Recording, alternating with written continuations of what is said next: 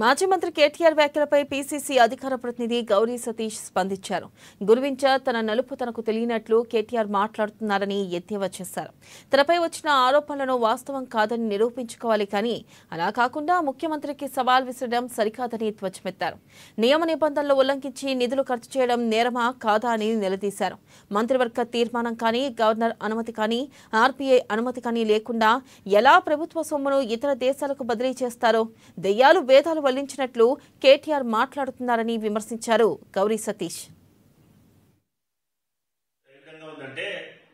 గురుగింజ తన నలుపు ఎరగనట్టుగా మాట్లాడుతున్నట్టు మనకు చాలా స్పష్టంగా అర్థమవుతా ఉన్నది.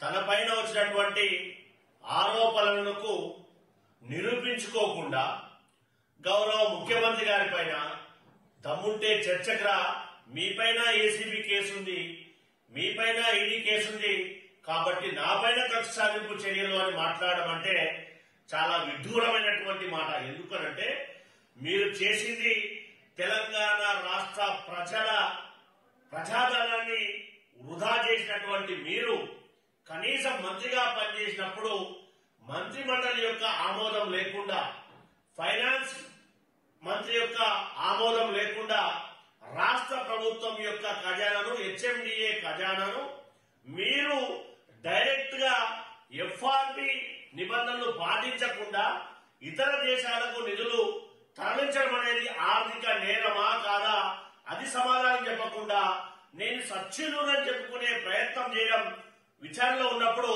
ఎంతవరకు సమంజసమో మీరు ఆత్మపరిశీలన చేసుకోవాలని చెప్పి విజ్ఞప్తి చేస్తా ఉన్నాం.